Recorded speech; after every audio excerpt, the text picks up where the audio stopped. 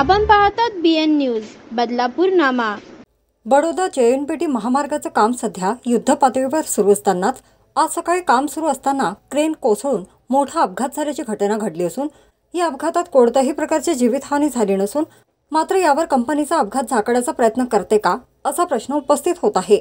Baroda JNPT महामार्गाचं काम सध्या जोरात सुरू आहे।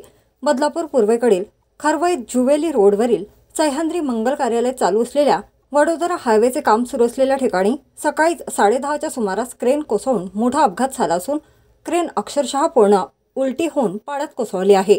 यावेळी कोणाच्याही जीवितास कोणत्याही प्रकारचा धोका झाला नसल्याचे कंपनीचे म्हणणे आहे। मुख्य म्हणजे हा अपघात झाकण्याचे काम ठेकेदार कंपनीकडून सुरू असून कोणतेही काळजी न घेता सुरक्षेच्या कोणत्याही उपाययोजना न करता या ठिकाणी त्या हायवेचे काम सुरू असल्याने हा अपघात झाल्याचे काही प्रत्यक्षदर्शींचे म्हणणे आहे। गेल्या 1.5-2 वर्षांपासून वडोदरा हायवेचे काम जोरात सुरू आहे। बदलापुरात सुरू असलेले हे काम SSE या खाजगी कंपनीला देण्यात आले असून या ठिकाणी अनेक कामगार काम करत आहेत। मात्र आजच्या या निष्काळजीपणामुळे कोणाच्या जीवितास मोठा धोका निर्माण झाला तर त्याची जबाबदारी कोण घेणार असा प्रश्न या ठिकाणी निर्माण होत आहे।